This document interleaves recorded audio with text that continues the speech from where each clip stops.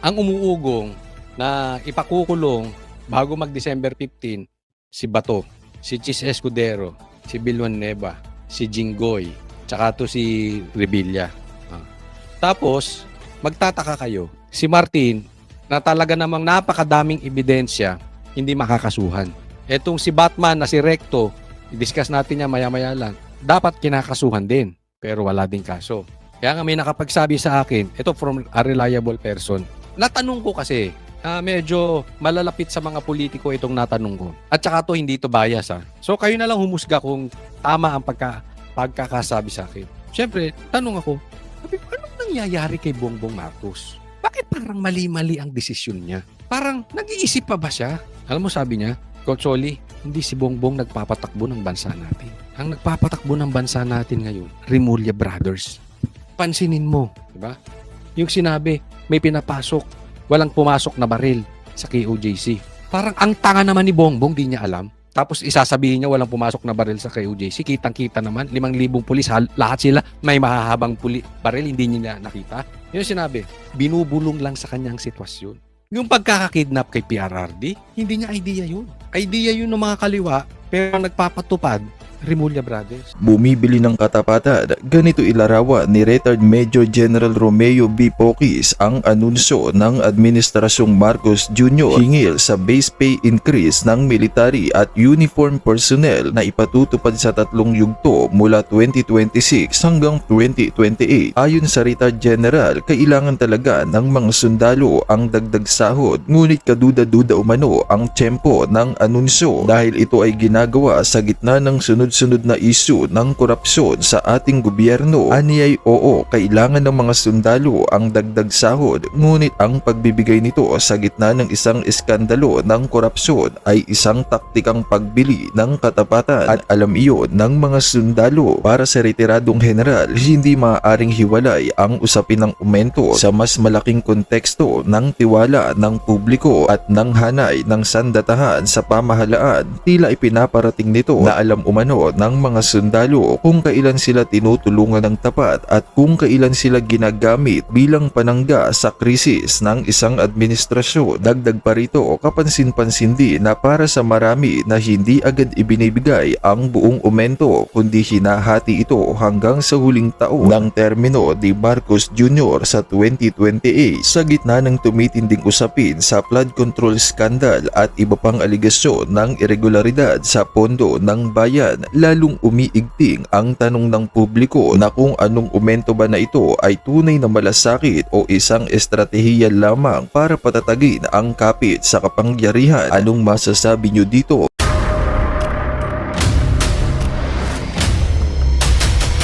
Bago tayo mag-umpisa, baka pwede nyong i-like ang video na to.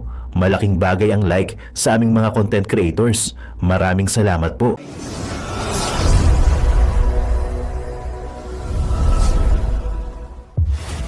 Biglang nawalan ng gana. Ganyan ang tingin ni Senador Panfilo Lacson sa ikinikilos ng Malacanang kaugnay sa mga hakbang para mapalakas ang Independent Commission for Infrastructure o ICI na nag-imbestiga sa mga anomalya sa mga flood control project. Ipinagtataka raw yan ni Lacson lalo't nagagawa naman daw ng ICI ang layunin nito na makakuha ng impormasyon para sa paghahain ng kaso laban sa mga nasa likod ng pangungurakot sa pondo ng bayan. Hindi ba kayo nagtataka kung bakit si Lacson ay laging nagtataka? Hindi ba? Oh. Kung si Attorney Claire laging nalulungkot, sabi niya, nakakalungkot po, nakakalungkot. Eto naman, laging nagtataka. Sabi niya, nagagawa naman ng ICI yung kanilang mandato. Dahil may solid cases against those responsible in the plunder of public funds. Ako yung nagtataka talaga dito kay Lacson. Na-believe siya sa ICI. So, ako talaga ito si Pinky. Ito talaga ang talagang leader ng Pink. Hindi po ito Maka-Marcos. Ito ay Maka-Pink. Itong si Pinky. Dahil talagang kinain niya na ang tain ni Marcos. Para ma-justify lang na ituloy natin yung ICI kasi nakakatulong sa investigasyon. Ito si Pinky. Diretsahin na po natin. Pansinin ninyo. Obserbahan ninyo. And sabihin ninyo kung mali ang ating obserbasyon. Kung mali ang aking obserbasyon. Ang mandato nito, ilayo sa mastermind. Hindi kaya nitong imbestigahan si Tambi at si Bongbong Marcos. Pustahan pa tayo. Hindi, wag magsugal. Masama yung masama. Ano ko lang yun, nasalita. Ganun po ako kasigurado. Ang taong ito, diversyon ang hanap. Kaya yan nasa dito sa, wag na nga nating tawaging Blue Ribbon chairman to. Wag nyo nang tawaging Blue Ribbon. Tawagin nyo ng Pink Ribbon. Kasi ito ay hindi sa pangunguna ng Senado. Ito ay sa pangunguna ni Pinky Lacson. Ano ang investigasyong nangyayari dyan sa Pink Ribbon? Ilayo kay Sandro, kay Tambi, at kay Marcos ang usapin. Kaya nga believe siya sa ICI. Bakit yung ICI ang proteksyon ni Tambi, ni Sandra, ito si Charis at saka si Bongbong. So kaya ang ganyan ang issue nitong mama na ito. Di ba, Pink? Sounds familiar? Di ba ganyan ang ginagawa ng Pink ngayon? Ilayo doon, tapos i-divert sa Duterte? Pink na Pink. So bagay talaga kanya yung pangalan. Pinky Lacson. Yung Pink Ribbon. Siya ang Pink Ribbon chairman. Sinabi yan ni Lacson kasunod ng pahayag ni Palace Press Officer Undersecretary Claire Castro na sana raw hindi ma-question ang constitutionality ng isa sa batas na Independent People's Commission o IPC ang mas makapangyarihang lupon na hahalili sa ICI. Paliwanag niya, baka raw kasi madoble lang nito ang trabaho ng Ombudsman at Justice Department. Pero pagtitiyak naman ni Castro, hindi huhupa ang nais ng Pangulo na mapanagot ang mga umabuso sa pondo ng bayan. Suportado raw ng Pangulo na mapalakas ang ICI. Meron naman silang planong gawing aalisin ng ICI. Nakikita nyo na lumalabas sa media kay Boying, dun sa iba pa, na binabanggit na matatapos na ang ICI. So, pinaplano na nila yung graceful exit. Nakikita na natin tatapusin ng ICI. Pero may ipapalit na naman. Anak ng teten. Papalitan lang yung pangalan, ganun pa rin. It's the same magnanakaw. It's like just papalitan mo lang yung pangalan na Sandro, gagawin mo lang Martin. Same. Walang iimbestigahan yan. Maiimbestigahan ba niyan yung mga mastermind? Sinong iimbestigahan yan? Duterte. Puro Duterte lang kayang imbestigahan ng mga yan. So, pag lumabas na naman itong pinaplano nilang ipapalit sa ICI, huwag tayong papayag. Meron ng ombudsman, meron ng Blue Ribbon. Imbestigahan doon. Asan na yung investigasyon ng Blue Ribbon? Ba't ang layo-layo na natin? Saan na tayo napupunta? Tapos sino mga bubuit? Kung meron mang malalaki, mga senador, wala namang koneksyon doon sa ghost projects. Next po. Eto, pag-usapan muna natin yung mga magpapasko di umano sa kulungan. Naglabas na ng arrest warrant ang ICC laban kay Senator Bato de la Rosa ayon kay Attorney Harry Roque. Nanindigan naman ang kampo ng senador na hindi siya pwedeng ipaaresto. Nasa frontline ng balitang yan, si Ian Suyo. Mag-iisang buwan nang hindi nakikita ng publiko si Senator Bato de la Rosa. Kasunod yan ng bali-balitang may arrest warrant ang International Criminal Court laban sa kanya kaugnay ng war on drugs. Sa Facebook post ng kaalyado ni De La Rosa na si Attorney Harry Roque, sinabi niyang inilabas na nga ang arrest warrant laban kay Bato na siyang nanguna sa drug war ng Administrasyong Duterte noon bilang PNP chief. Ay, Harry Roque! Sana naman hindi fake news yan, ha? Baka naman fake news yan. Hindi. Ako'y naniniguro lang kasi meron na daw warrant of arrest. Ang nagsabi nito si Boying. No? Alam naman natin si Boying, medyo duda ako talaga doon. Pero iba ata ang source nito si Harry Roque. At sabi niya, reliable yung kanyang nagsabi rin sa kanya na meron na nga talagang warrant of arrest kay Bato. But anyway, sinasabi ko lang sa inyo, hindi ko po alam kung fake news yan or totoo. But anyway, i-discuss natin. Ha? Pinayuhan pa ni Roque si De La Rosa na huwag magpapakidnap. Kahit mismong abogado ni Senator Bato, mukhang naniniwalang may arrest warrant na laban sa Ay, si Atty. Toriano, sinasabi meron ngang warrant of arrest na. Pogi nung katabi ni... Hindi, kaibigan natin yan, taga-SME na yan. Basta taga-SME na, pogi talaga. may pinagmanahan. Pero si Atty. Torion, sinasabi na meron nga warrant of arrest. Ito, nakakasama na loob dito. Ang dami na nating problema sa Pilipinas, di ba? So, hindi umuusad.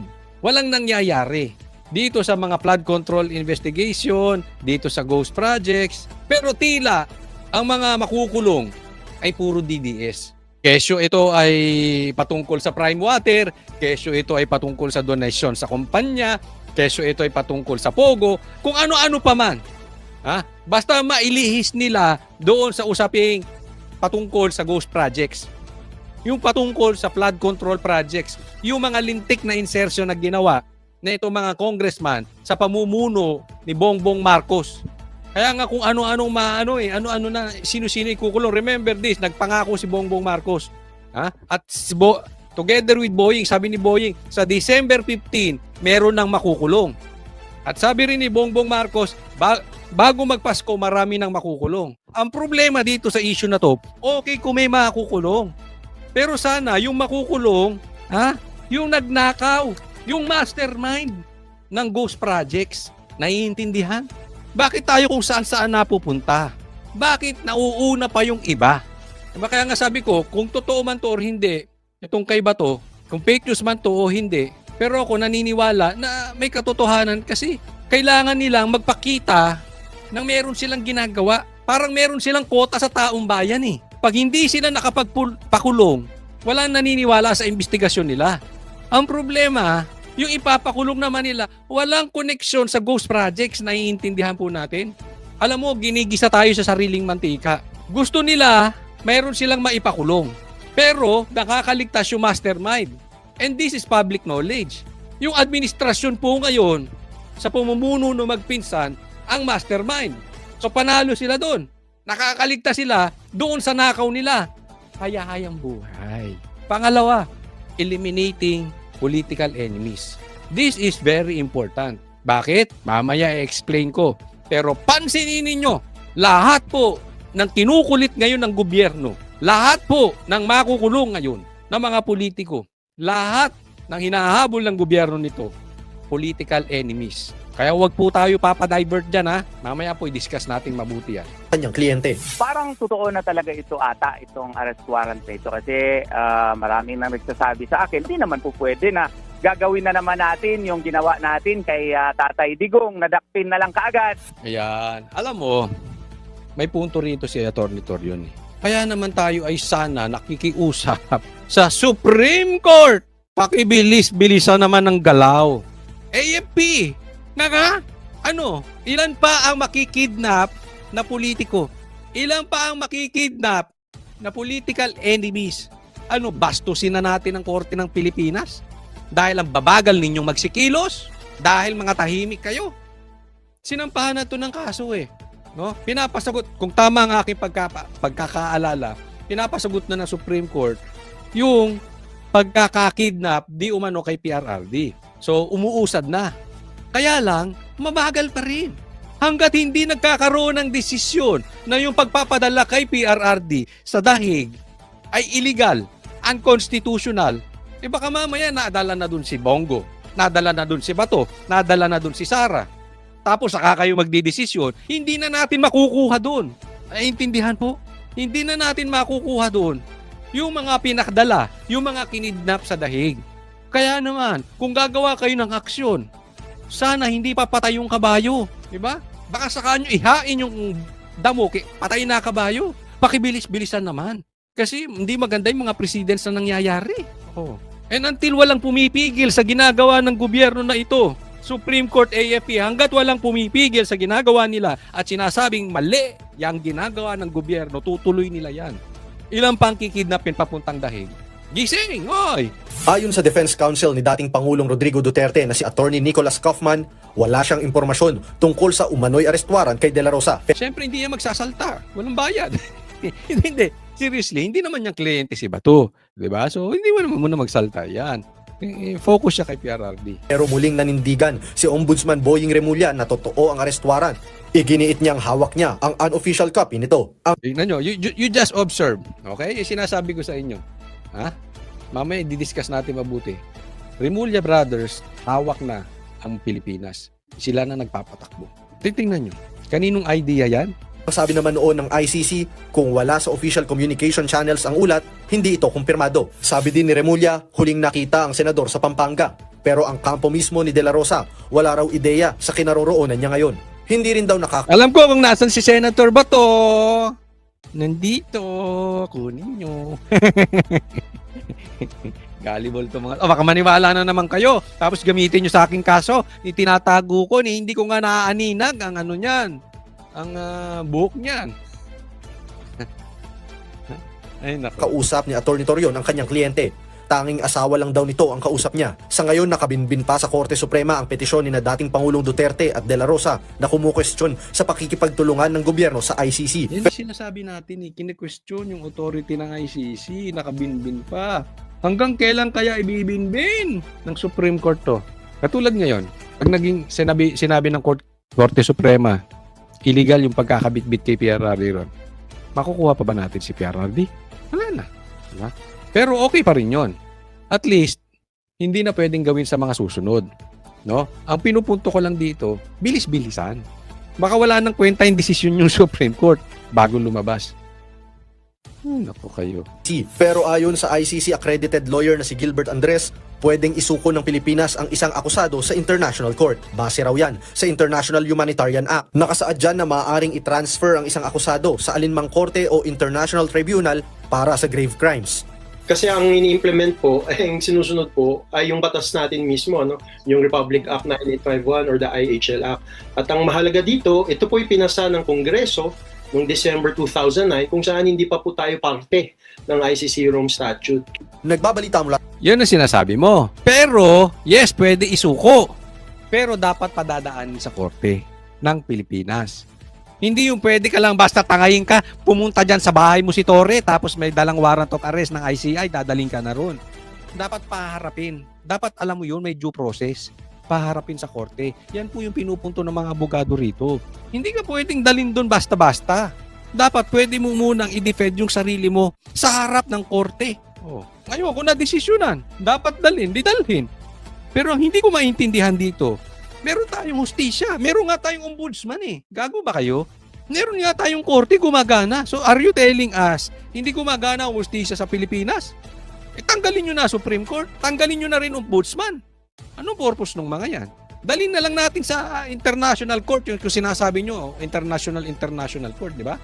Yan ang hindi tayo magkakasundo eh. Kasi kayo, you just want to eliminate political enemies. Kahit na masagasaan na yung ating soberanya. Obvious naman eh. Ito, next topic po tayo. Pag-usapan natin, nakatugtong ito. Kaya nga naman ngayon, ito, tingnan natin mabuti ha. Ang umuugong na ipakukulong bago mag-December 15, si Bato, si Chis Escudero, si Bilwan Neva, si Jinggoy, tsaka to si Revilla. Tapos, magtataka kayo, si Martin, na talaga namang napakadaming ebidensya, hindi makakasuhan. Etong si Batman na si Recto, i-discuss natin niya maya-maya lang, dapat kinakasuhan din, pero wala din kaso. Kaya nga may nakapagsabi sa akin, ito from a reliable person, natanong ko kasi, medyo malalapit sa mga politiko itong natanong ko. At saka to hindi to bias ha. So kayo na lang humusga kung tama ang pagkakasabi sa akin. Siyempre, tanong ako, sabi ko, anong nangyayari kay Bongbong Marcos? Bakit parang mali-mali ang desisyon niya? Parang nag-iisip pa ba siya? Alam mo sabi niya, Coach Oli, hindi si Bongbong nagpapatakbo ng bansa natin. Ang nagpapatakbo ng bansa natin ngayon, Remulla Brothers. Pansinin mo, di ba? Yung sinabi, may pinapasok, walang pumasok na baril sa KOJC. Parang ang tanga naman ni Bongbong, di niya alam. Tapos isasabihin niya walang pumasok na baril sa KOJC. Kitang-kita naman, 5,000 pulis, lahat sila may mahahabang baril, hindi niya nakita. Yun sinabi, binubulong lang sa kanyang sitwasyon. Yung pagkakakidnap kay PRRD, hindi niya idea yun. Idea yun ng mga kaliwa, pero nagpapatupad, Remulla Brothers. At di umano, ang gumagalaw naman sa financing, si Martin. So pag tiningnan mo talaga, ito ay talagang may katotohanan. Isipin niyong mabuti. Ha? Bakit natanggal si Torre? Sinong may gawa? Di ba meron silang hindi pagkakasunduan ni John Vic? Ang laki ng nagawa ni Torre, halos isuko niya na yung kaluluwa niya sa demonyo. Ginawa siyang PNP chief, saglit lang. Bakit? Nagka-iringan sila ni John Vic. Hindi nila matatanggi yun. Bukod sa tinawag silang adik, bukod sa tinawag na pangit lahat ng adik na na-offend, si Lisa at si Bongbong. Pero ang talagang ano niyan, critical niyan, hindi magkasundo si Torre at si John Vic. Ang may hawak ngayon, ang kumokontrol ngayon. And possibly, ito sa kwento sa akin, hindi ko alam. Ha? Sabi ko, asan si Lisa? O yun. Si Lisa, si Tambi, pero ang talagang gumagalaw, Remulla Brothers. Kaya nga naman ito, basahin natin. Sabi, Ombudsman eyes malversation plunder cases versus Bong Revilla. Kayo ba yung naniniwala pa dito? Kasi meron nang naging problema dati si Bong Revilla, di ba? Nagka-problema na. Tama o tama-tama. Kung totoo man yun or hindi, hindi natin alam. Pero for discussion purposes, kahit totoo yun, uulitin pa ba niya ngayon? Malabo eh. Pero pansinin nyo nga, ito'y malinaw pa sa sikat ng araw. Ang mga ginigipit ngayon. Tingnan mo mga senador, bakit? Duterte Black, bakit? Pag kinasuhan ng impeachment si Sara, di ba nablangko ng Senado? Nung nablangko ng Senado, nahinto ang impeachment. Pero kung wala na to si Bato, wala si Cheese, wala si Jinggoy, wala na rin si Villanueva, makakalusot yung impeachment. In short, political rival. Eliminating yung kalaban. Tatandaan nyo to. This is public knowledge. Ang dami na pong nagsasabi nito. Si Bongbong Marcos walang planong bumaba sa 2028. Kung bumaba man yan, napilitan, ang ilalagay niyan yung kakampi niya para hindi siya makakasuhan. Pero ang unang gagawin niyan is to eliminate ng kalaban para hindi makasuhan. At hindi siya bababa. Abangan ninyo itong sinasabi ko. Trinay na nila to once. Diba? Nagkaroon ng People's Initiative. Gagawin nila ulit to ngayon. Ngayon, yung tungkol dito kay Bong Revilla, ito ay political rival sa Cavite ng Rimulya. Kaya dinidiin. And at the same time, may go signal sa ibabaw. Alam nyo kung bakit? 3 anak nito. 3 anak. Congressman. Hindi pumirma sa impeachment ni BP Sara. So easy target siya. In short, namarkahan tong si Bong Revilla na DDS. Maglalabas kami, ha? Tingnan ninyo, ng mga patterns ng kakasuhan kung sino-sino. Lahat po yun connected sa Duterte. Wala namang connection to sa ghost projects. Oh, walang connection sa ghost projects yan. Yung mga kinakaso kila Cheese, walang connection. Easy target kasi to si Bong. Gaya ng sinabi ko, kasi nga dating may kaso. But all the more, hindi niya nagagawin kasi kung totoo man yun or hindi, ayaw na niya ng gulo. Iiwas na siya. Kaya malabo tong sinasabi nitong mga Rimulya brothers. At the same time, easy target din to dahil artista. Kaya nga sabi ko, tinarget si Cheese tsaka ito eh. Bakit? Si Cheese kasi sikat din yung asawa, si Hart. Ito naman, sikat din na artista. Pag tiningnan po natin ang nangyayari, kahit hindi po interested sa politika, madadivert mo yung atensyon doon sa mastermind pag ang pinag-uusapan artista. Kasi maraming magiging involved eh. Yung walang kamalay-malay sa politika na tao, hindi interesado sa politika, masasama mo. So pag naririnig mo, ay nakulong si Cheese, ay nakulong si Bong Revilla, artista eh. Papatulan ng iba, mapapasama imahe, na-divert na tayo. Di ba? Kaya gumagalaw ang Congress, naalala nyo, Duterte Youth Party List, 3 boto rin, natanggal. Eh ang balita natin dito, ito balita, yung anak ni Boying, eh kayo na mag-check sa mga taga Cavite kung ito'y totoo. Eh hindi mananalo doon sa anak ni Bong Revilla as governor kung walang tulong ng Revilla. In short, parang Sara Duterte at Bongbong Marcos. Kaya naman nanalo lang si Bongbong is because of Sara. Pero darating na magtatalo sila sa presidency sa 2028, tapos na ang panahon ng Marcos. Same thing dito sa Rimulya. Kaya pinag-iinitan ngayon ang Revilla kasi yung anak ni Boying, ang sabi ay hindi kaya niwala sa kalahati ng anak ni Senator Revilla. Pero ang nag-trigger daw ditong matindi, ito ilalabas natin to, hihingin natin kung ito ay may katotohanan.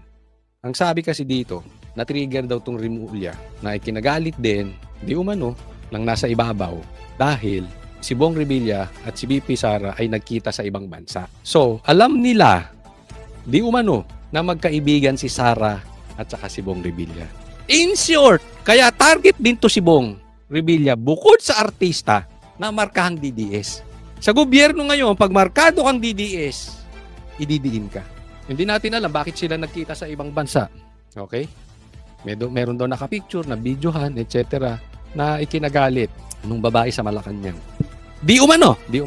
So in short, sa tingin ko nga yung mga anak nito hindi pumirma ng impeachment ni BP Sara. So, posibleng magkaibigan sila ni Sara talaga. Ito'y alam naman ng mga taga Cavite.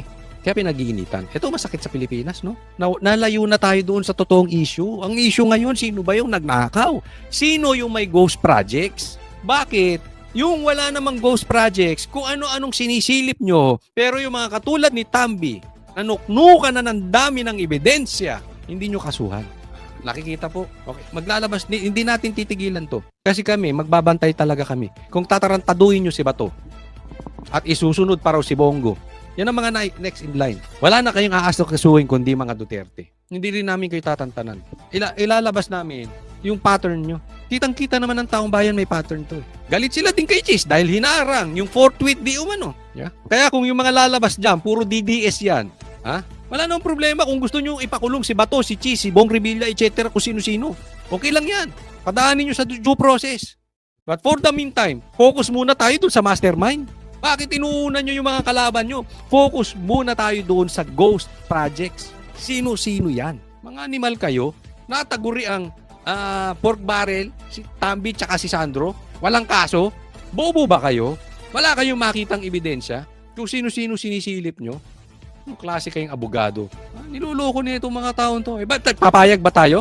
Hindi papayag. Ito hindi pagtatanggol kay Bong Revilla, ha? Inuulit ko, hindi rin namin pinagtatanggol si Cheese. Hindi rin namin pinagtatanggol si Villanueva. Kahit yung bilyar, 'di ba? Pero nakikita kasi natin ganun eh. Kung gusto nyo parusahan yung bilyar, okay lang. Pero ba't kasi kailangan nila matanggal yung 2 bilyar eh. Boto yun sa impeachment. Nakikita nyo po yung point, kaya nanggagalaiti ako dito. Hindi sa pinagtatanggol namin yung mga yan. In the proper time, kung gusto nyo silang imbestigahan, okay lang. Ipakulong nyo muna yung mastermind ng ghost projects. Then punta kayo sa kanila. Ayos ba tayo doon? Hindi, ako nagtatanong lang ha. Bakit? Sa mga taga Cavite, ito'y tanong ko. Hindi ba kaya manalo ng Rimulya doon? Nang hindi ini-eliminate ang Revilla? Diba? Kaya bang manalo ng governor doon? Nang hindi ini-eliminate ang Revilla? Dahil ang balita namin sa Cavite, ang gusto ng tao, Revilla. Tama ba? O tama-tama? Wag na nga natin puntahan yung droga. Baka mamaya lumayo tayo. Pero doon pa lang Baka mamaya masili pa natin kung sino nagdodroga dyan. Diba? Ama naming Diyos na makapangyarihan sa lahat, salamat po sa iyong pagmamahal na hindi nagmamaliw. Sa gitna ng kaguluhan sa aming bansa, turuan niyo po kaming magtiwala sa iyong hustisya at hindi sa hustisya ng tao. Linisin niyo po ang aming mga puso at ituro niyo po ang tamang daan ng katotohanan at pag-ibig. Tulungan niyo po kaming maging ilaw sa gitna ng dilim at ipakita sa mundo na may pag-asa pa sa pangalan ng aming Panginoon Hesus. Salamat po sa pag-ibig po ninyo at salamat sa pagdinig ng aming mga panalangin at iligtas niyo po kami. Sa pangalawa po ninyong pagparito at patawarin po kami sa lahat ng aming mga pagkukulang at pagkakasala sapagkat ito po ang aming samutiling sa matamis na pangalan ng aming Panginoon Hesus. Amen.